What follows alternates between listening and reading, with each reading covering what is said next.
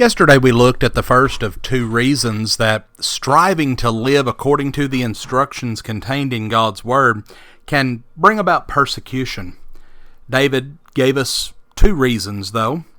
The second is that persecution will come from those who are arrogant.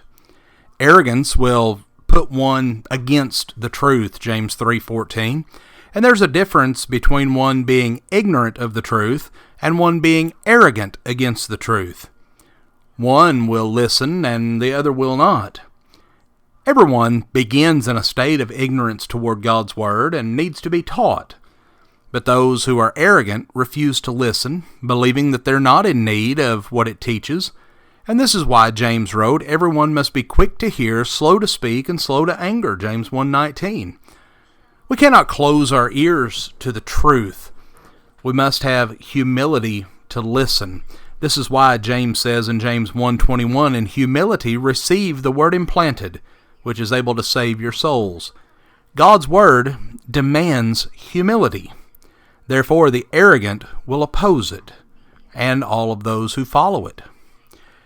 But then as we look at verse 86, we find these words, "All of your commandments are faithful.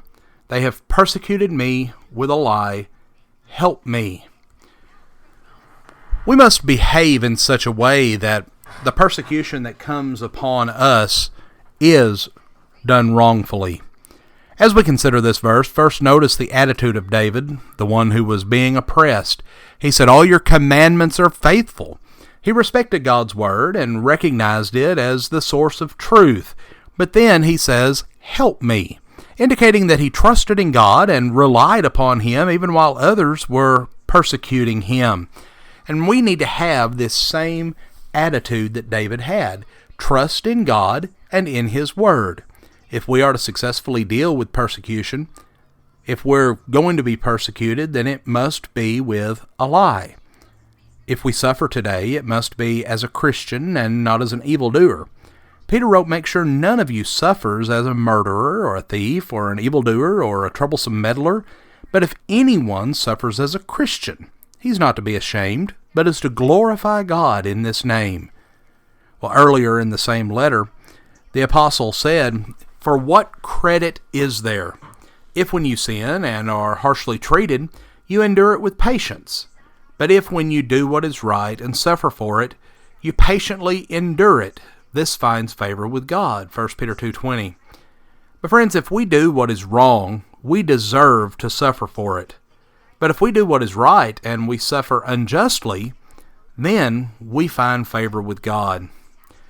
A time may come in which we must refuse to obey those who are in positions of civil authority if the laws that they pass prohibit our service to God.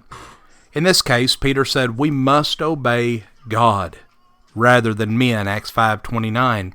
And in such a circumstance, though we might act illegally, that does not mean we are suffering justly. God gave civil authorities a role, and persecuting Christians is contrary to this God-given purpose. And while we must obey God rather than men, and endure whatever persecution might come from godless rulers, we must not be persecuted for violating any moral or legitimate law. We must remain faithful. We must do what is right.